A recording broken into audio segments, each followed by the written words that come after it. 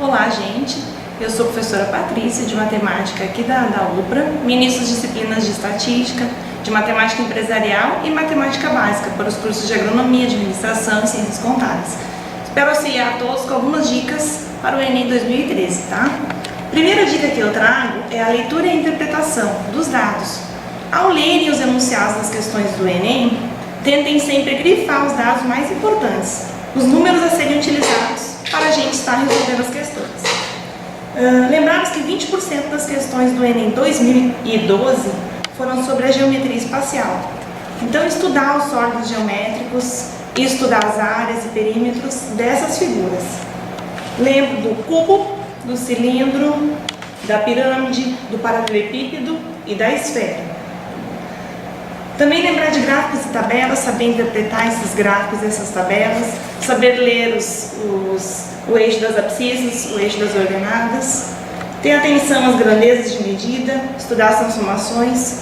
1 metro cúbico é 1000 litros e 1 litro é 1 decímetro cúbico, é um grande peguinha e normalmente o Enem traz essas transformações para vocês. As figuras planas, áreas e perímetros, atenção especial aos triângulos e retângulos, tá? São 4 razões métricas que devem ser estudadas, principalmente a da hipotenusa. Lembrando também do seno, cosseno e tangente dos ângulos de 30, 45 e 90 graus, que serão necessários para calcular essa hipotenusa e esses catetos.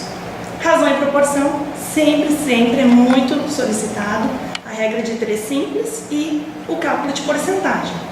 Porcentagem, para quem não lembra, é uma regrinha muito simples. 20%, por exemplo, é 20 sobre 100. Se você precisa saber 20% de um valor, multiplica ele por 0,2.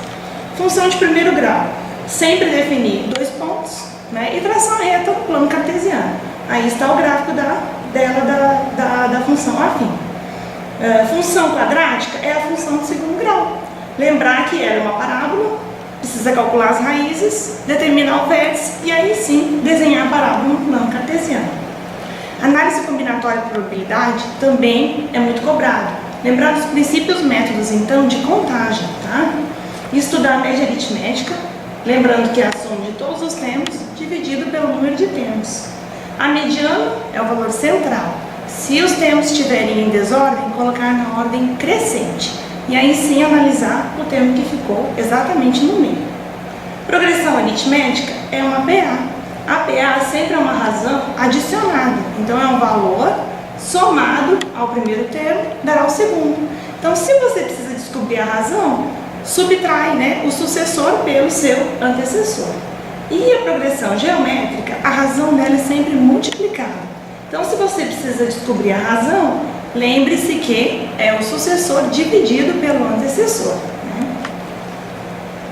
E aí estão as principais dicas. Espero ter ajudado e contribuído com todos. Bons estudos e uma excelente prova!